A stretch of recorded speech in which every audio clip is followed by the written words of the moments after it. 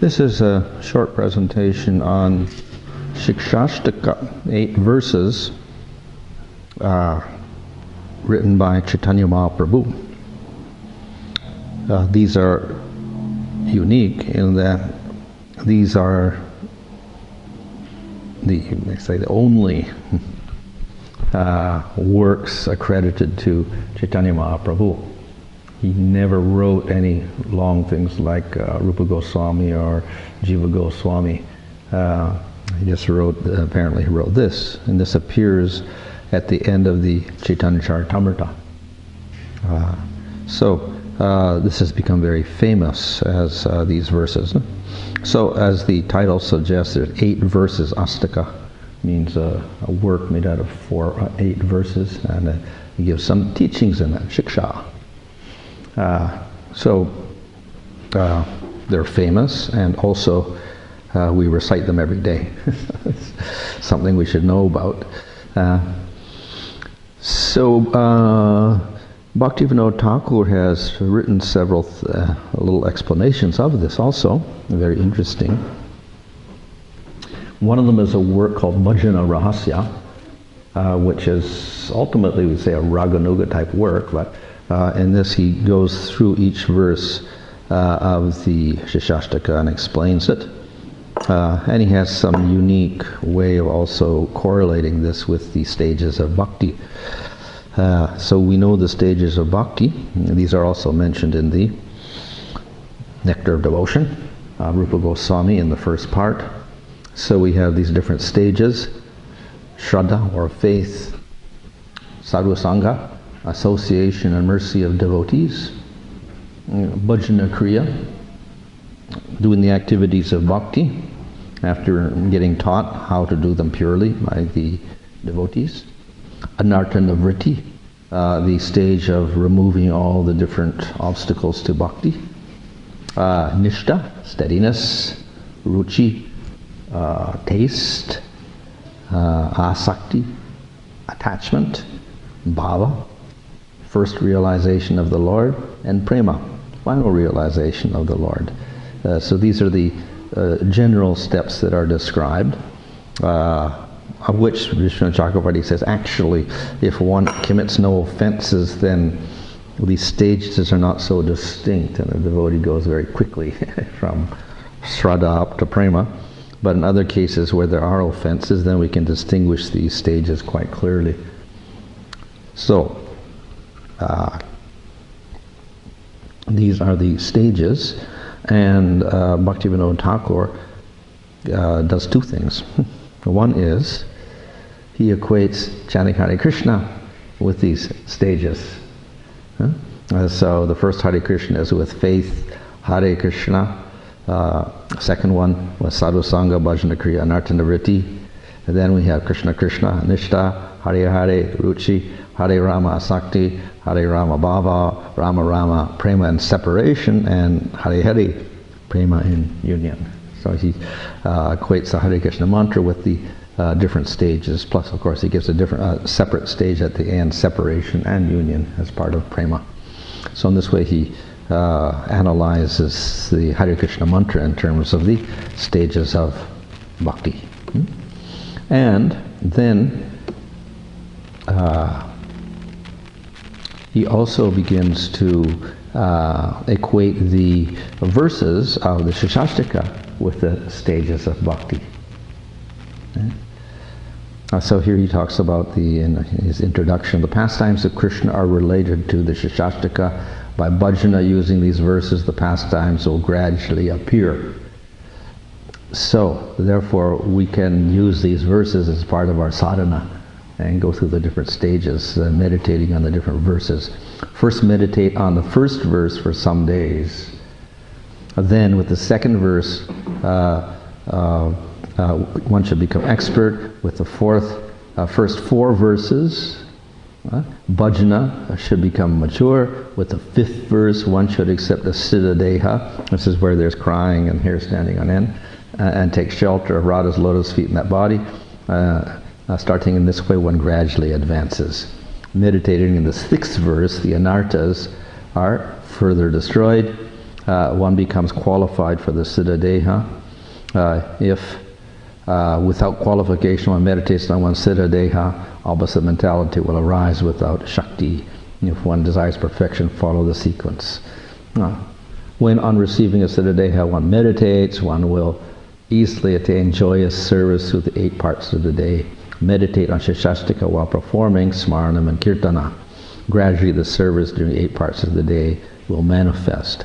So he does one thing, is he therefore associates a verse with the different stages, and besides that he also associates each verse with one part of the day. Krishna's pastimes are divided into 8 divisions, according to 8 divisions of the day, from early morning to late at night. So there's particular pastimes of Radha and Krishna at these different times. So for each verse he's got one of the stages of the day. So the first stage is the early morning, and the last verse is late at night. So as far as the dividing the verses up, the first verse is faith. The second verse has got several stages: sadhu sangha, bhajana, kriya, anartha, nivritti. Third verse is nishta. Fourth verse is ruchi. Fifth verse is asakti. Sixth verse is bhava. Seventh verse is vipralamba. And the 8th verse is sambhoga, that is meeting after the separation. So in this way he analyzes the different verses in terms of stages of bhakti, which is one way of doing it. Previous acharyas haven't mentioned this, but this is his analysis, and it's quite interesting. And of course we know that obviously the 7th verse is very much vipralamba. So nothing wrong with classifying the verses in this way. So the first verse describes the effects of Nam Sankirtan, chanting the name. So we should have faith in what is stated in the scriptures about the powers of the name. So that's the first verse, and we get a description of what are the effects of chanting. So we should have faith in those instructions, and then described here. One description or definition of faith is faith in the bhakti scriptures. When the bhakti scriptures state something, then we accept it as true. We don't have any doubt that it's not true. That's called faith. So faith in the scriptures is important. Of course, from that we get faith in the process and faith in Supreme Lord, etc., coming out of the scriptures. So we should have faith in the process of Nam Sankirtan, which is our main process. And when the holy name is glorified in the scriptures, then we should also have faith that whatever is stated in the scriptures about the holy name is true. So we have one offense to the holy name. Don't think that the chanting the holy name is exaggeration or imagination. And so that's considered offensive. So in scriptures we'll have many very, very powerful statements about the glories of the holy name. So we should understand that actually true. So this verse presents some of the aspects of chanting the holy name, what it does. So first of all, we have Cheto Darpana Marjanam Bhava Maha Davagni Nirvapanam. So that's basically the translation. All glory to Sri Krishna Sankirtan. It cleanses the mirror of the mind. So Cheto means the mind, or whatever like that. And Darpana is a mirror. Marjana means to scrub it, to clean it off. So this is the first effect, cleanses the mind. And secondly, it extinguishes the blazing conflagration of material life, of forest fire of material life. Second effect. Third, it spreads the moon rays that make the white lotus of auspiciousness bloom. It gives all auspiciousness. It is the life of all spiritual knowledge. It increases the ocean of divine ecstasy, and at every moment gives a full taste of ambrosia or nectar, bathing the entire soul. So these are the various effects of chanting the holy name. And of course we can say sequential in one sense. The first effect is cleansing the mind, extinguishing the blazing fire of material existence. These are the first effects. As we see in the nectar devotion also, it gives first two effects of bhakti are kleshagni, destruction of all suffering, and subhada, bestowal of good qualities. And these appear in sadhana bhakti. So these are the effects of the name, and they're the first effects. So from the nectar devotion, we understand that bhakti is such that it destroys suffering, but it destroys suffering much more than any other process. Karma yoga can also destroy suffering because you can do atonement for a sinful activity to counteract the sin so you don't get the suffering. Or if you're suffering, you can alleviate that by doing punyas. So in that way, karma yoga can get rid of your suffering. Jnana can get rid of your suffering in the sense that it destroys all your karma, then you get liberation. But bhakti is quite unique because unlike karma yoga, which gives no destruction, final destruction of karma and suffering, and unlike jnana, which requires intense effort to get rid of the suffering, bhakti yoga does that very easily, without effort, as we see in the case of Ajamil and others. So it destroys three things. Suffering is caused by three things: the karmas, which give us sinful activities, give us suffering; desires, which produce the karmas. Why do we do activities of sin? Because our mind is saying, I like this. Why do we have desires in the first place? Ignorance. So all of these are destroyed by the process of bhakti and chanting the holy name. So, what is this cleansing the mirror? The mirror, of course, is not just the mind, but actually the Atma itself. We have the mind as full of all sorts of desires, material desires, because of the inclination of the jiva himself to enjoy the material world.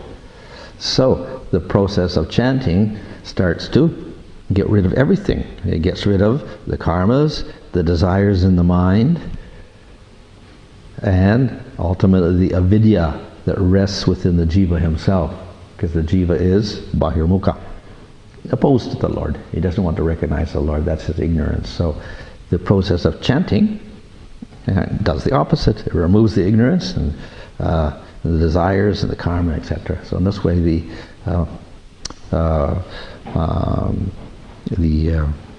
Atma gets purified. Bhava mahag davagni nirvapanam. So nirvapana means to destroy or to extinguish. Davagni means a forest fire. Maha means very big forest fire. And this is the forest fire, not a material forest fire. It's the forest fire of everything in the material world. Now we think of a forest fire as this one condition that lasts a few months maybe, and then it goes away.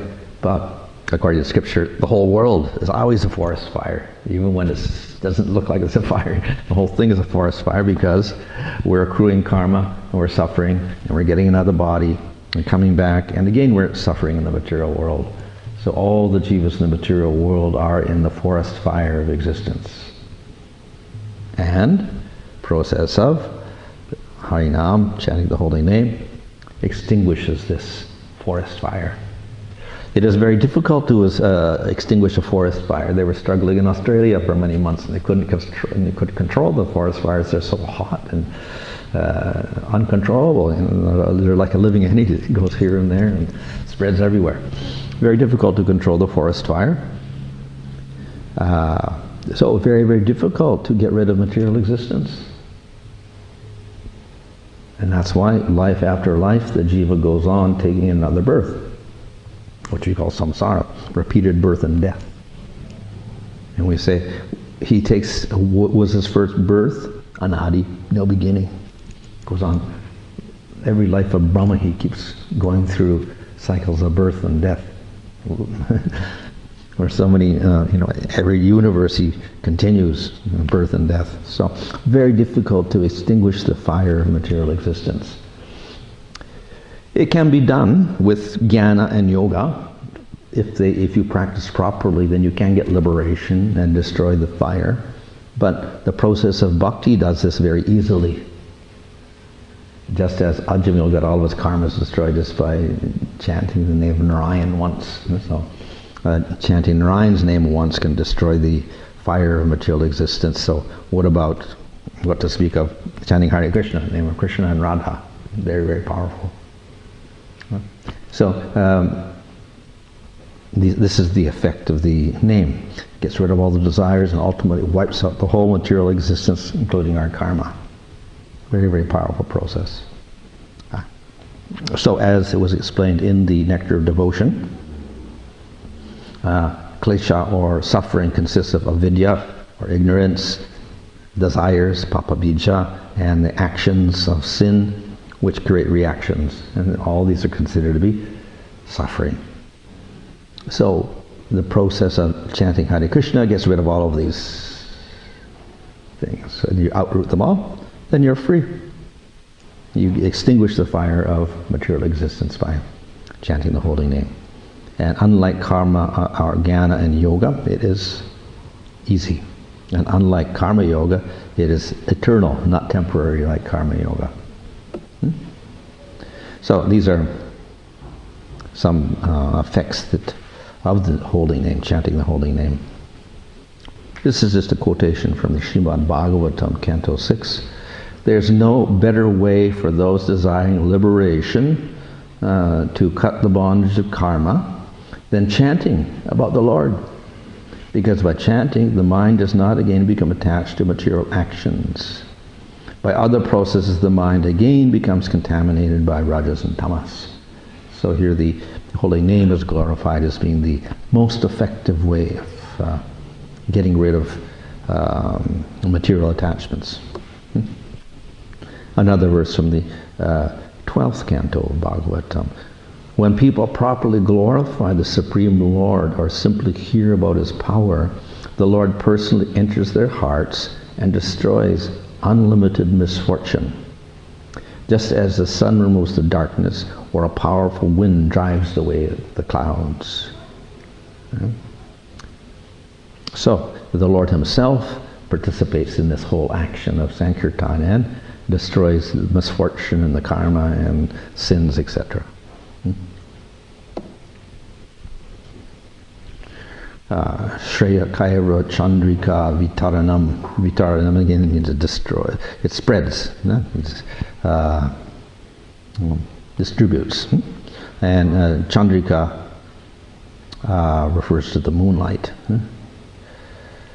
Okay, so and Kairava is the lotus, the white lotus. So it spreads moonlight that makes the auspicious lotus bloom. This is a poetic image here. The chanting of the name is like the moonlight, and it's said when the moon shines, then the night lotus blooms. So by chanting the holy name, then we get all auspiciousness like the lotus. So what is that auspiciousness? This is the process of bhakti. So as we chant Hare Krishna, then bhakti begins to manifest within the jiva. So that's like the night lotus, the white lotus at night blossoming in the moonlight. So we begin the process of bhakti.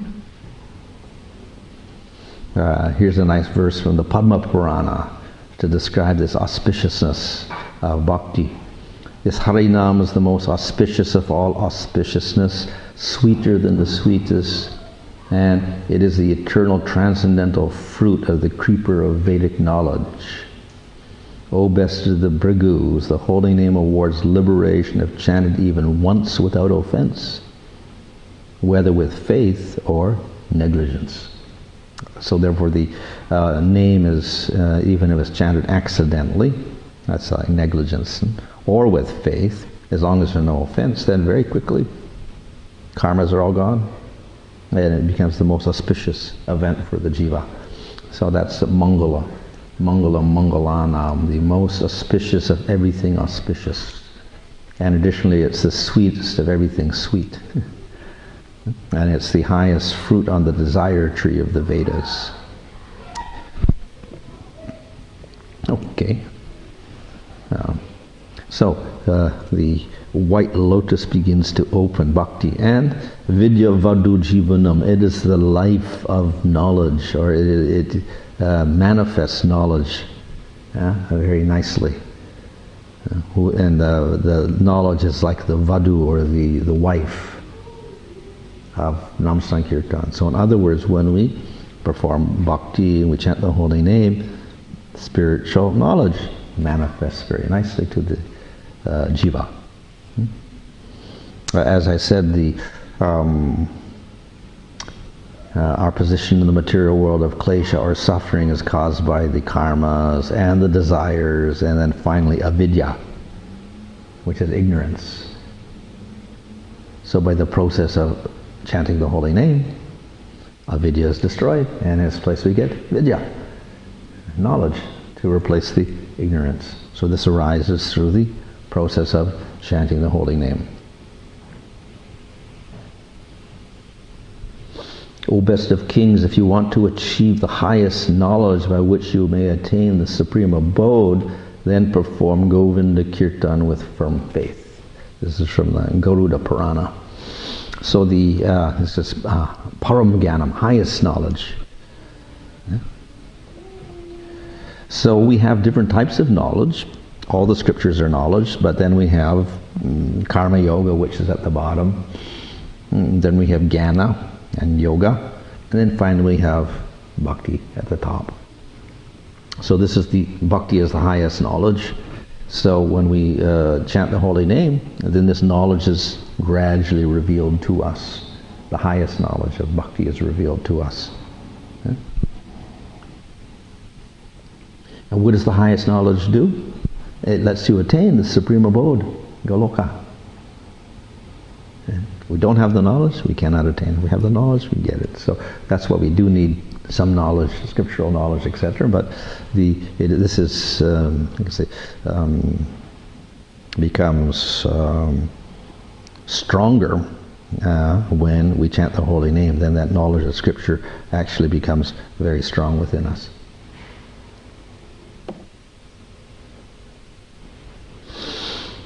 Knowledge is that which gives rise to thinking of Krishna and which destroys ignorance. Chanting Krishna's name is thus the life of knowledge, its wife. So, in one sense, we can equate knowledge with bhakti. Yeah? We do bhakti, and as the bhakti increases, Maya, or ignorance, decreases. And when we got 100% knowledge or bhakti, then there's zero ignorance, zero Maya. That's prema. So the whole process of chanting is to increase that knowledge, increase that bhakti, thinking of Krishna as defined here. So the more we think of Krishna, the more knowledge we have, and consequently ignorance is destroyed. Okay.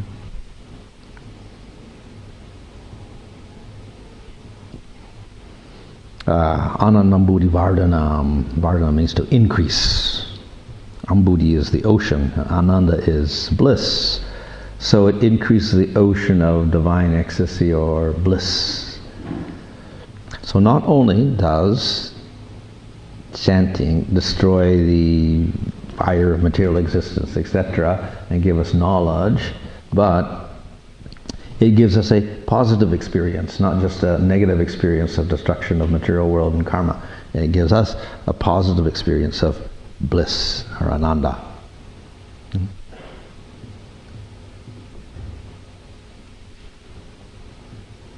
such as this verse from the 8th canto of Srimad Bhagavatam. I praise the Lord whose pure devotees do not desire any material object since they are surrendered fully to Him. I praise the devotees who, inundated by an ocean of bliss, sing about His auspicious, astonishing activities. Here it says, Ananda Samudra Magna. They're completely drowning in the ocean of bliss, devotees. So this is because they have a relationship with the Supreme Lord. So as we progress in bhakti, of course, we destroy the ignorance and the fire of material existence, we cleanse the heart, etc. But then we get realization of the Lord, and then we get the bliss. Pratipadam purn amrat asvadanam sarvatma snapanam. So asvadanam means tasting. So we get a taste, purna amrita, full nectar, complete nectar at every step, pratipadam. And it's sarvatma snapanam, it bathes the whole jiva, the whole soul. It's that nectar. So we experience the bliss, and this is just an explanation of that bliss. We get completely inundated with that sweetness.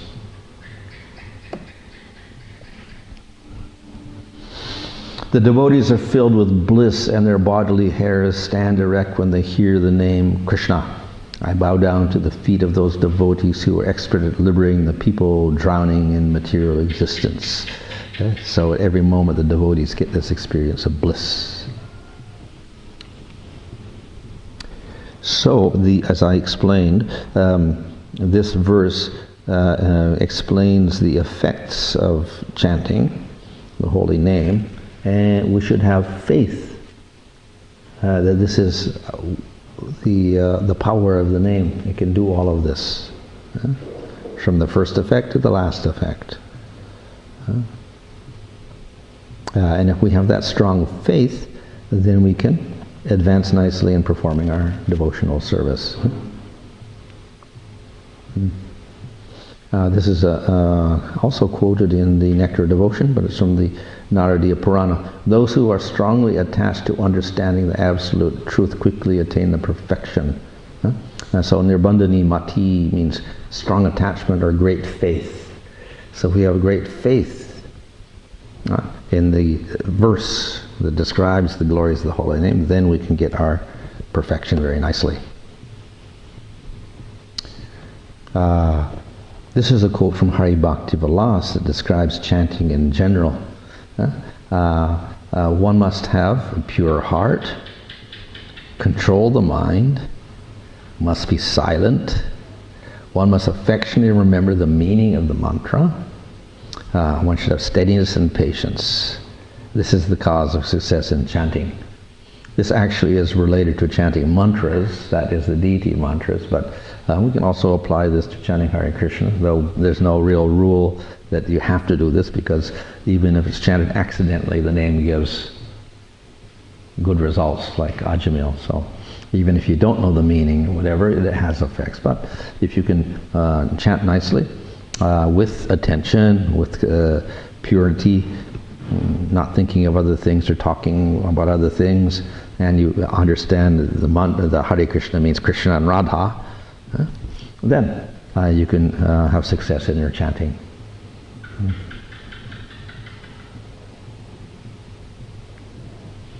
Now, then at the end of this section, Bhaktivinoda quotes from this Gopal Guru Goswami, and he gives the meaning of Hare Krishna.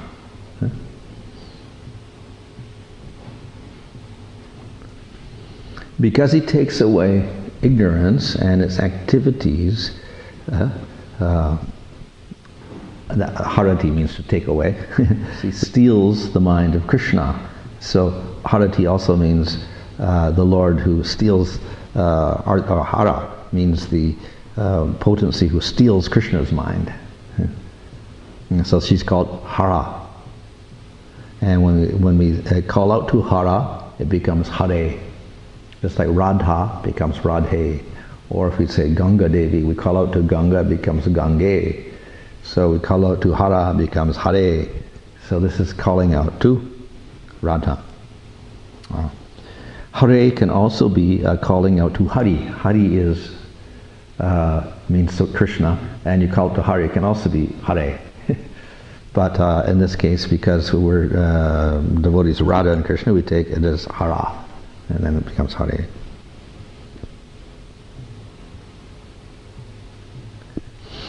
Sri Krishna is the eternal beloved of Radha, who is bliss personified. The beautiful dark son of Nanda with eyes like lotus petals is the only source of bliss for the residents of Gokula. He is therefore known as Krishna. Of course, Krishna means dark, so he's the dark son of Nanda. And he's attractive to everyone. And Krishna also means one who attracts. So that's Krishna.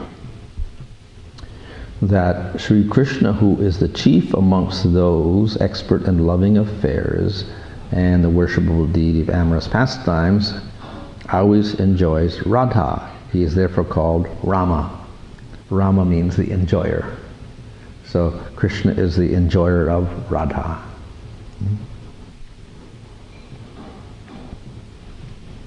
While continuously chanting, one should remember their sublime pastimes. So then when we chant Hare Krishna, we remember Radha, Krishna, and their pastimes.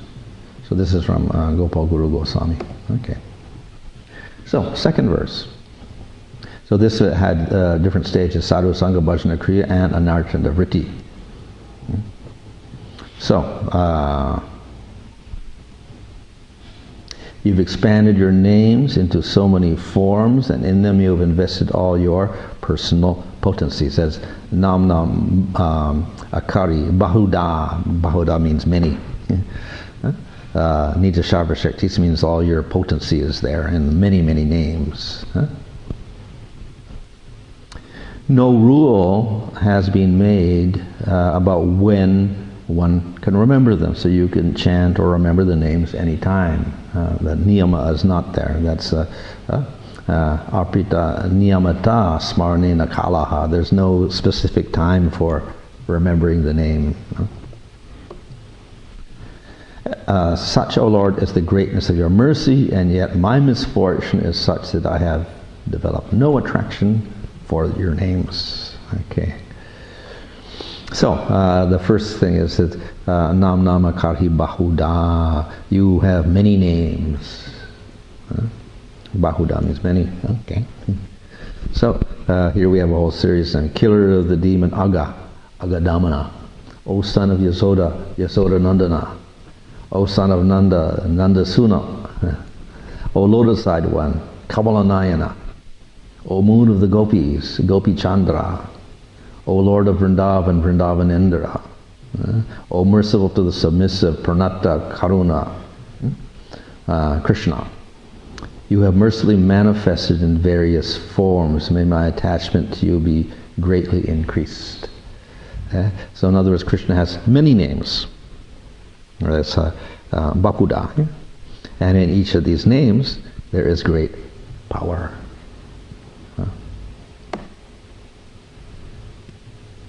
So, what is in the name? The Shakti of Krishna. Of course, I've explained in the Harinam Chintamani that in the name we have the form, the qualities, and the activities of Krishna are all within the name. So we chant the name, and then we can realize all this: the form of Krishna, the qualities of Krishna, the pastimes of Krishna. So, Krishna, by his Sandhini Shakti, manifest name, form, qualities, but all of that is within the name.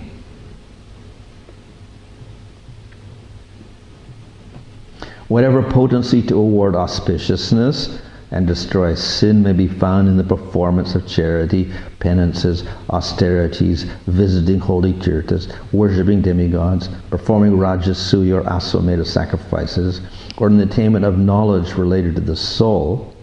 That potency is being invested in the Lord's holy name. So whatever you can get by karma yoga and jnana, etc., it's naturally there in the name. Of course, more power than that, because the name is Chintamani, and it can give you prema also. Niyamata smaranena kalaha. There's no rule. That's the niyama, niyamata. There's no rule of time in chanting the name. So it's not, you have to do it at certain times, only in the morning, or only in the evening, or only at midnight, or only at noon, or whatever. Anytime is fine. There's no restriction regarding place or time, nor is there consideration of purity or impurity. Simply by performance of Sankirtan, chanting Rama, Rama, or Krishna, Hare Krishna mantra, one can achieve the highest liberation. So, other processes are quite strict. In karma yoga, to do certain rituals, you have to have a proper place, pure. Those rituals have to be done at certain times, auspicious times, and not at other times. For jnana as well, you can study jnana at certain times, not at other times. In yoga, in Bhagavad Gita, we see that you have to choose a very clean place, and then you have to sit down and put down some kusa grass and some deer skin, and then you can sit on that and meditate. So it requires a particular place. So all these different processes have restrictions, rules for doing it. And of course, besides that, you have to be pure. In karma yoga, jnana yoga, and ashtanga yoga. In chanting the holy name, no rule and regulation. If we do deity worship, we do have some restrictions. In the temple, at certain times you have to do certain things, and you have to be pure. You cannot be impure to touch the deity. We have many rules, or niyama, for deity worship. Chanting the holy name, no rule. Anytime, any place, pure or impure. You chant the holy name, has a very great effect. Etadasi tava kripa. This is, such is your mercy, O Supreme Lord, that it's so flexible that everybody can do it at any time and any place, and it's still got all your Shakti in it. And it's not just one name, many names. So all this is the mercy of the Supreme Lord. But I'm very unfortunate. That means durdaiva. Daiva means good luck. Dur means very bad luck. It's my great misfortune that I have no attraction, anuraga, no attraction here for that, for the name of the Lord. So this, of course, is an expression of humility on the part of the devotee, as expressed here in the third canto. Those miserable persons who have lost their intelligence because of offense to you, whose senses are turned away from things associated with you, which cause destruction of all inauspiciousness, and whose minds are controlled by greed for a particle of sensual happiness, continually commit sinful activities. So the devotee often puts himself in this position of being completely unattracted to the Supreme Lord. But actually, that is for this type of person who has committed offense or who is very sinful. They can't develop attraction for the Lord. But the devotee often thinks himself in that category, being very unqualified. So people who are may identify with their material body, if they're very strongly attached to their material identity, they cannot practice and chant properly. Bewildered by that maya, the jiva, though separate from the three gunas, considers himself made of the three gunas, takes on material existence and material body created by the gunas. So once we are bewildered by maya, then we get caught in the material body and we identify with everything there. So very difficult to have faith at that point. So in relation to these anarthas, Bhaktivinoda analyzes these as the same as in Harinam Chintamani. What are the anarthas? Tattva Vibrama, illusion about spiritual knowledge. We don't know who's God, who's jiva, matter like that. This is the sambandha gyan, ignorance. Tattva Vibram. Hridoy Dorbalya, weakness of heart. Asat Trishna, material desires, and aparad, all the other deity offenses and nam aparads and Vaishnava aparads. These are aparads. So these are the different types of anarthas in the jiva that have to be removed. And of course, we know that the process of bhakti does that. And so Bhaktivinoda says this verse is about anartha nivritti, bhajana kriya, sadhu sangha bhajana kriya, anartha nivritti also. So we're going through the anarthas here. What is that tattva vibrama position of the name? Some people think the name is material sound. So that's ignorance. Position of Krishna. What is Krishna? They think he's a material devata. Position of the jiva. They think the jiva is God, and I'm merged into God. This is, of course, the Mayavadis. Goal. We may think it's getting mukti or getting material enjoyment in Svargaloka. So these are the anarthas dealing with gross ignorance. We say philosophical ignorance. So, of course, in the Bhagavatam, in Bhagavad Gita, we'll find many, many verses trying to elucidate us on the truth that Jiva and Supreme Lord are completely separate. They're very different. For instance, we have this verse from the second canto. This is the Chatusloki, the famous 4 verses, the seed of the Bhagavatam. Aham evasam evagre. I alone existed in the beginning, and nothing else was there. And after everything, the universe disappears, I alone exist. So this makes the Supreme Lord unique, separate from the jiva. And Maya is real, not illusory, like the Mayavadis say. One should understand by Maya, by whose power real objects are perceived through vidya and false objects are perceived through avidya in relation to the self. Just as light reveals objects and darkness hides them. Again, from the Chatusloki. So we have to know about the Supreme Lord, we have to know about Maya. And then, of course, we have to know about the process and the result of the process. The name, we're talking about the name here. So bhakti, of course, is the process, but in there we have the name. And what is the name? The name is not different from the Lord. It is not material at all. We should not think of the name as material. It's completely spiritual, non-different from Krishna. So this verse we also quoted in the presentation on Harinam Chintamani. The name of the Lord fulfills all desires like Chintamani. It is the very form of Krishna. It is full of consciousness and rasa. It's complete, pure, eternally liberated. This is because of non-difference of the name and Krishna. So name is definitely not just a material sound. So we have the asat trishnas, that is incompatible desires. So that means on earth we want to enjoy very nicely right now. Give me some enjoyment on this earth. So that's an anartha.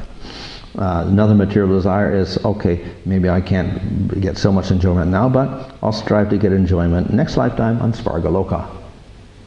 So that's another desire. Not so common in these days, but in ancient times it was quite prominent, especially with the Karma Mimamsaka philosophers. Their whole goal is to get to Svargaloka. Desire for siddhis. This is the yogis. They want special powers by which they can travel to other planets and enjoy. And the Gyanis want liberation, impersonal liberation. So these are incompatible desires with devotional service. If we practice bhakti with the desires, it becomes mixed bhakti, and then we don't get the correct result, prema. From our desires, whatever, we develop weaknesses of heart, such as greed, envy, cheating propensity, desiring for fame, etc. These are called weaknesses of heart. Aparad refers to hostility towards things related to devotion. We have hostility towards the holy name or bhakti. That is namaparad. We have hostility towards the Lord, or disrespect for the Lord, that's seva aparads. We have different aparads in the temple that which should be avoided. We have hostility to the Vaishnavas, those who preach about the name and Supreme Lord. And then general aparad, that is violence towards jivas in general. So these are considered to be aparad. So all these are anartas. So the process of chanting should remove the anartas. Anarta nivritti is the process. So by doing bhakti, we have to annihilate these different anartas. Now, if we don't do that, and we cultivate anartas, then we end up with lust, anger, greed, illusion, pride, and envy, distress, hunger, thirst, old age, death, etc. All these things are the opposite. If we make no effort to practice bhakti properly, then these things will grow up. So we take sadhu sangha and bhajana kriya. This will give us relief from the anartas.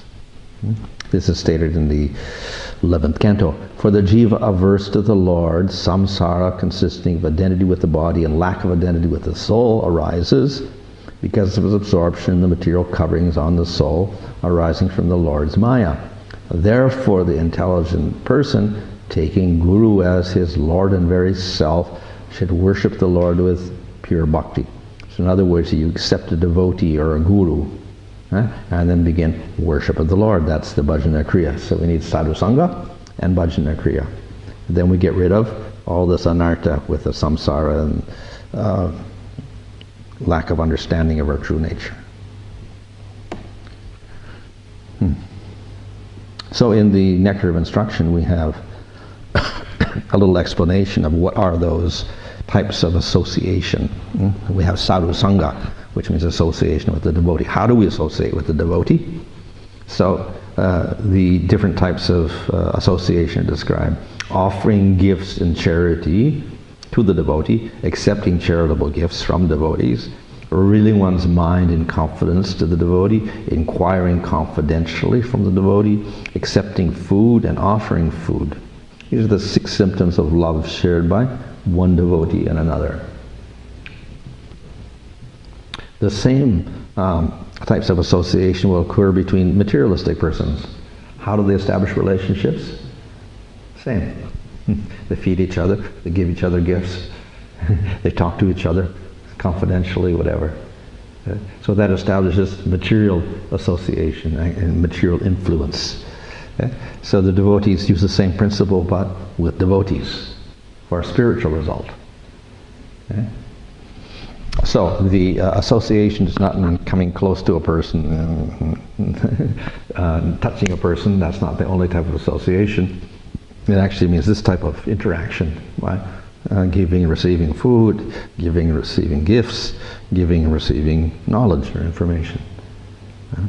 So if we have asat sangha, then we're doing this on a material level.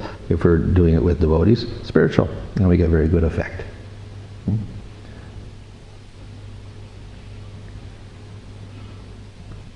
One should mentally honor, this is also from the Nectar of Instruction, one should mentally honor the devotee who chants the holy name of Lord Krishna. One should offer humble obeisances to the devotee who has undergone spiritual initiation or diksha and is engaged in worshipping the deity. And one should associate with and faithfully serve that pure devotee who is advanced in undeviated devotional service and whose heart is completely devoid of propensity to criticize others. So we have different levels of respect according to the different types of devotees. Definitely we have to associate with devotees, but then we associate with devotees in different ways. So we can mentally honor those who chant the holy name, but they may not be doing much else. One who is seriously chanting, which means he's taking diksha, etc., so he's following principles and he understands the philosophy nicely, so we can say he's a madhyamadikari, then we should offer our respects to him. And one should serve the devotee who is more advanced. So in this way we get nice knowledge and inspiration from that devotee who's on a higher level. So we associate with the devotees, but then we also have this little proviso here that we associate with different devotees in different ways. Okay, like that. So this is what the Madhyam Adhikari does.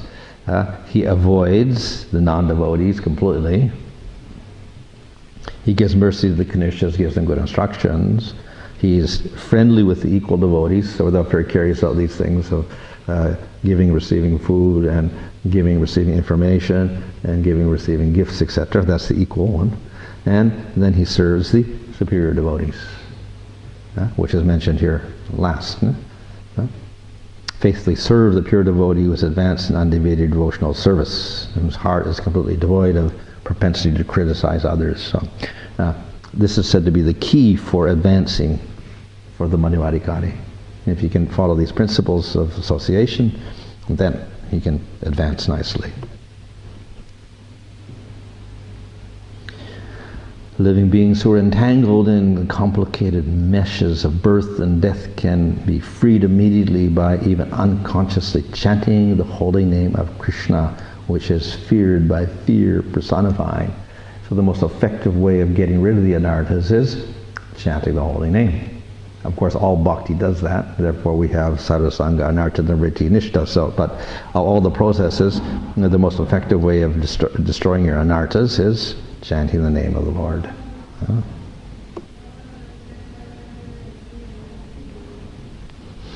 So, of course, by following the rules of bhakti, then we destroy the anarthas. The other indirect way of doing that is to avoid the unfavorable elements, which is also mentioned at the beginning of Nectar of Instruction, that we avoid certain things as much as possible. And then this way we can get rid of the anarthas. So the direct method, of course, is here. Favorable execution of pure devotion, being enthusiastic, endeavoring with confidence, being patient, performing all the bhakti angas, abandoning association of non-devotees, following the footsteps of previous acharyas. So if we can do these nicely, then all the anarthas will naturally dissipate. So this is how we do bhajana kriya. And what is the other side of it? A sober person who can tolerate the urge to speak, the mind's demands, the actions of anger, urges of the tongue, belly, and genital, is qualified to make disciples all over the world. So we avoid the different vegas, uncontrolled tongue, uncontrolled mind, uncontrolled belly, uncontrolled tongue, uncontrolled genital. We avoid all that. So we do the favorable and avoid the unfavorable. So we have the verbal words, mental anger and mind, physical tongue, belly, and genital. We have to avoid that. And this expands into these things: eating more than necessary, collecting more funds than required, over-endeavoring for mundane things, talking unnecessarily about mundane subject matters. That was the vacho vegam. Practicing the scriptural rules and regulations only for the sake of following them, associating with world-minded persons, and greedy for mundane achievements. So these are the negative ones that we have to avoid, like that. So in this way we follow the principles of bhakti, and at the same time we avoid certain things like this. And this way we can be successful. Okay, fine. Any question there?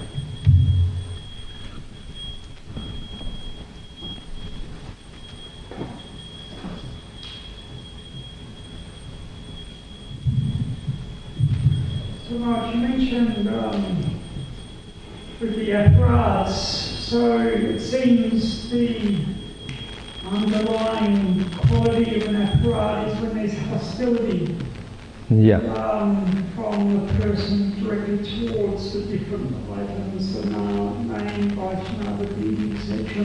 But can you commit, like, unknowingly performing committing apparat? Oh, okay, there may not be hostility there, unknowingly somehow. So out of ignorance, if we don't know what is an apparat, we may commit it, and we're not hostile. So it has some effect, but it's not so serious. When we commit it with bad intentions, then it becomes quite serious and very damaging to us. The other, it can just slow us down a little bit. So therefore, it's just like anartha, but when it gets intentional, then we call it namaparad with capital letters, and it's very destructive to us. Yeah? I guess it can have a cumulative effect also if there comes some ignorance. Yeah. You know, it's the reaction could be worse and worse. Yeah, of course. That is why, of course, we need knowledge. If we have knowledge, then we can avoid these things. If we don't, then it's more likely to commit them. Then, even if we do have knowledge, there may be accidents also we don't know about, and we offend somebody, and they we don't know that we offended them even. So that's also there, even if we do have knowledge, but we may offend someone. So there is some effect for that also, but certainly it's less than if we intentionally try to harass people and offend them or whatever. So if we've committed some aparad against another devotee, obviously the relationship asks for forgiveness. Yeah. But if it's against aparad to the deity of the name, what's the rectification? Against the deity. Oh, well, Vishnu Chakravarti says the offenses against the deity are not so serious in one sense, because he said generally the devotees are, if they're going to do that against the deity, it's going to be accidental. Now, of course, karmis, they're hostile, like Sishupal or whatever. So, but if they're devotees, then generally the offenses of the devotees are not very intentional. It's all accidental. So, therefore, there's very minimum problem with the deity offenses. Once we know the offenses, we try to avoid them. And that party is the name, I guess, the most serious one out of the 10 is chanting on committing an offense on the strength of the holy name. Well, we have many. We also have the Vaishnava apparatus within that also, the first one. And then maybe we can say even the 10th one is also there, that we're just completely attached to material enjoyment, so therefore we can't advance in spite of the bhakti. But yeah, certainly they all have their serious effects on the jiva.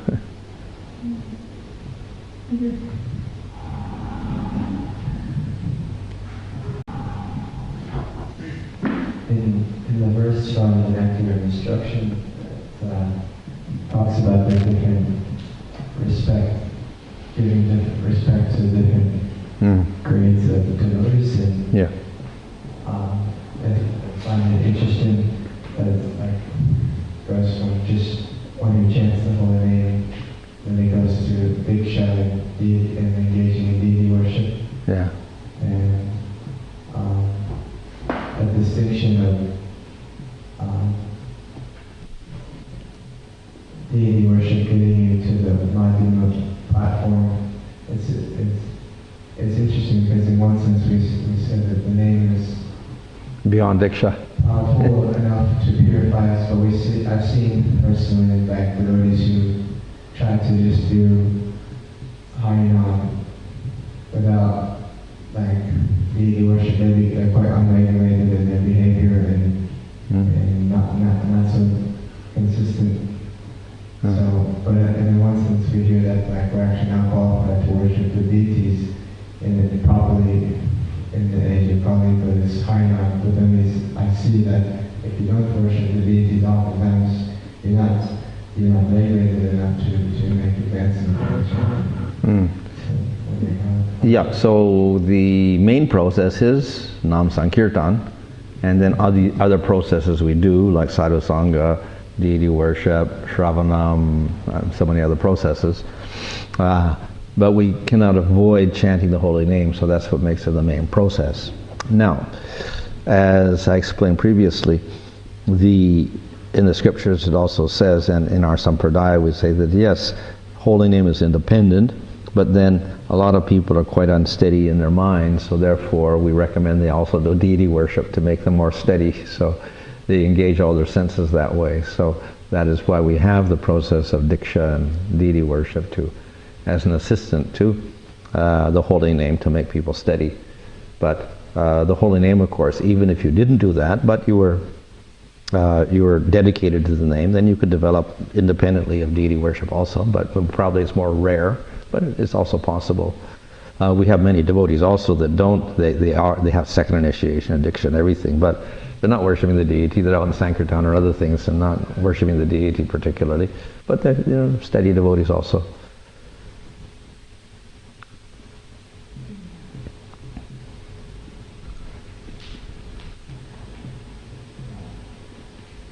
Maharaj,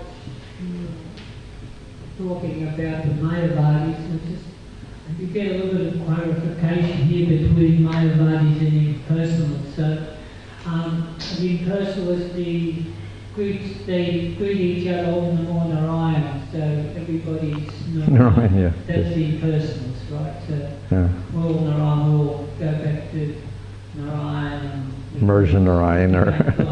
Yeah. But the Mayavadis are saying, or that is false there, that type of where that is false. But the Mayavadis still to understand that the world is an illusion, he has to go through a number of steps. Like for a start, he has to find a bona fide guru who will lead him onto the path of Jnana. right? And not only that, but with Mayavadi philosophy, it's also essential that you worship some demigods and deities to help you on your path. Yeah. So in those instances, that if you worship demigods, you know that actually you have to believe in the reality of your relationship with the demigods who will fulfill your desires as you do with the guru. So there's that element of reality there, so that's real. But then when you reach that high point there where they've helped you on your path, then you reject, oh no, that was false. Yeah. So isn't that hypocritical? In one sense it is. So we attack them on that ground. So why are you taking shelter of material things when you're saying it's all illusion? In fact, they also say scripture is illusion. Vedas are also illusion, ultimately. Because only Brahman exists. No books, no sound or anything. So, of course, they're caught because they're saying we have to go to Shruti and Upanishads and we meditate on, the statements of Brahma Sutras to advance towards Jnana. So then we'll say, well, look, you're taking shelter of material energy to get some beyond material energy. How is it that you can do that? So that's a problem for them, definitely, taking shelter of illusion to get out of illusion. So they want answers given in the form of an analogy. If you're in a dream, and then you dream a tiger is attacking you, that's an illusion. But then, because of the fright, you wake up. So through the illusion, you got out of the illusion. So that's the example they give of using illusion like knowledge and worship of material forms and whatever, they're taking shelter of guru. But then finally you get out of the illusion through that. Just like in a bad dream, you can get out of the dream by being attacked by a tiger. So that's the example they give. But of course, I think that gets attacked by our acharyas also. But definitely it's a contradiction in their philosophy.